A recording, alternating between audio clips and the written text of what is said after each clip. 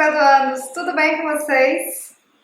Um dos assuntos mais assistidos aqui no canal é sobre planos de aula e um dos comentários mais pedidos é que nós apresentemos modelos de planos de aula.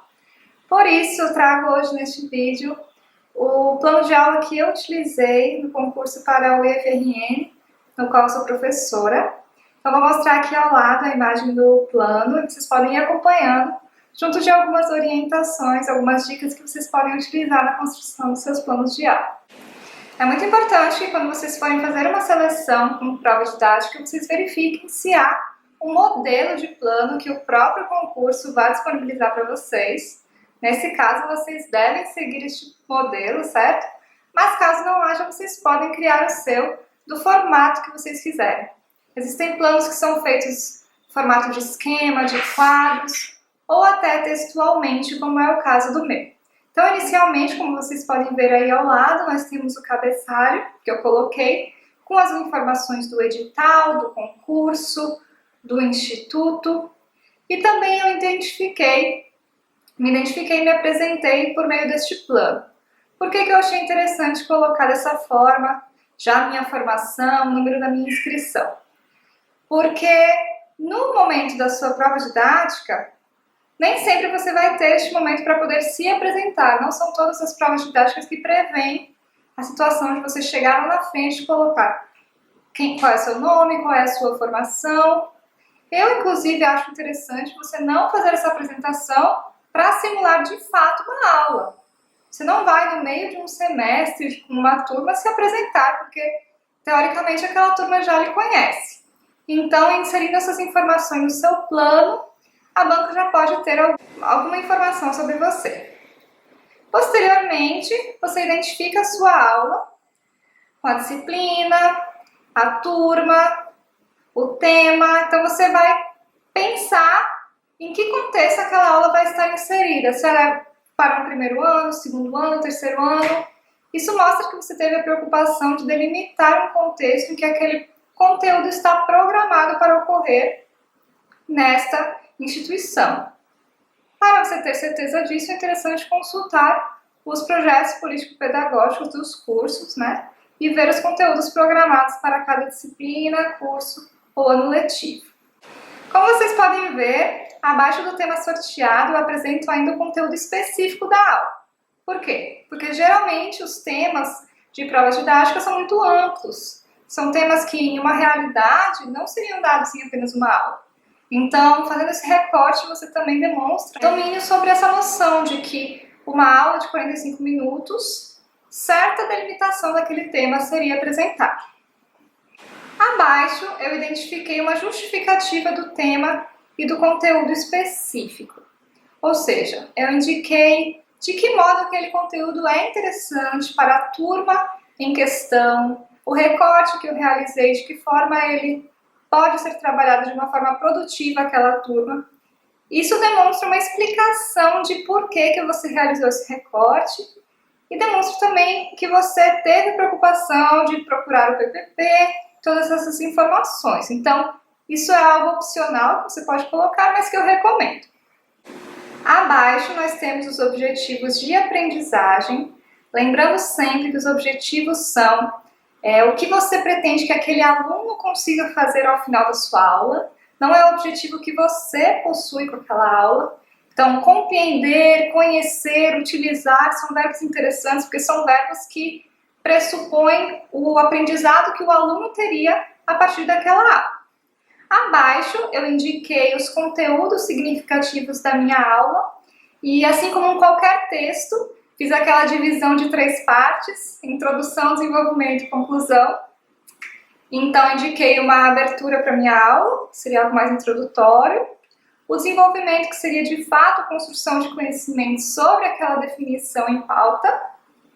E o fechamento, que geralmente é proposto a partir de atividades, exercícios reflexivos, referências, dicas de outras plataformas sobre aquele conteúdo. Nos procedimentos metodológicos, eu indiquei, cronometrado, com os minutinhos, cada passo da minha aula. Então, aquela abertura, aquele desenvolvimento e aquele fechamento, dei uma forma detalhada de como isso ocorrerá.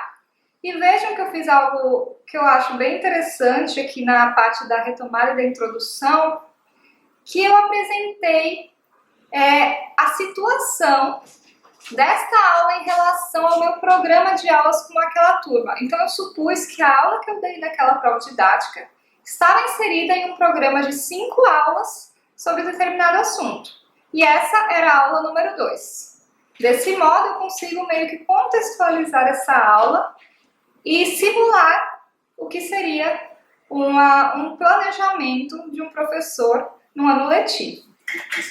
Então eu coloquei aqui os minutos e o detalhamento de cada uma das atividades que eu propus, né? Lembrem-se de sempre deixar o tempo maior para a parte do desenvolvimento, para vocês mostrarem o domínio de conteúdo que vocês possuem, né? E a parte final coloquei um momento para exercícios orais, que seria uma forma de simular a interação entre o professor e os alunos, mesmo sendo essa interação muito fantasiosa e teatral, né? E o fechamento de aula, que seria com as conclusões, referenciais e orientações para a aula seguinte sobre aquele conteúdo. A seguir, eu apresento os recursos didáticos que foram utilizados na aula. É interessante que vocês tentem flexibilizar e utilizar a maior quantidade de recursos possível, lembrando de sempre ver no edital se haverá recursos disponíveis, se vocês podem levar outros recursos ou não, se vocês podem utilizar vídeos e músicas ou não. Isso geralmente está indicado. Se não estiver e você precisar muito utilizar, é interessante que você entre em contato com a banca para questionar sobre isso, certo? No meu caso, eu utilizei um projetor, o quadro branco, para você não ficar só preso ao slide, nem só preso ao quadro, né? Então, fazer algo mais interativo. Uma apostila que eu entreguei com todos os meus slides para os alunos e para a banca, e um exercício final. Um dos últimos pontos é a avaliação, que é a forma como você vai avaliar os seus alunos a partir daquele conteúdo que você elencou. Eu sempre gosto de iniciar a avaliação destacando que a minha proposta é de uma avaliação contínua, certo? Porque aí demonstra que você está ancorado em certa pedagogia de aprendizagem. E depois você vai lá retomar os seus objetivos que você tinha elencado lá em cima, que são os objetivos de aprendizagem do aluno, e relaciona de que modo você vai verificar a aprendizagem de cada um deles. Então, se o seu aluno tinha que compreender tal conceito, você vai ter que ter um instrumento de avaliação em que você possa mensurar se o aluno pôde compreender aquele conceito. Então, vejam que como eu tinha 2 objetivos, eu tive 2 instrumentos de avaliação para essa aula. Por fim, temos as referências bibliográficas consultadas, de acordo com a BNT, algo bem comum. E a seguir eu adicionei um apêndice, que foi o exercício escrito proposto. Assim, a banca pôde ter acesso ao exercício que eu entreguei aos meus alunos simulados. Na descrição deste vídeo nós temos um modelo de plano de aula para você utilizar, caso tenha interesse. Espero que vocês tenham gostado desse vídeo, tenham tirado mais dúvidas. Lembrem-se que aqui no canal tem outro vídeo sobre plano de aula. Ele é um pouco mais antigo, ele está com áudio um pouquinho baixo, mas ele tem reflexões muito interessantes. Então eu vou deixar ele linkado aqui, certo? Um beijo e até a próxima!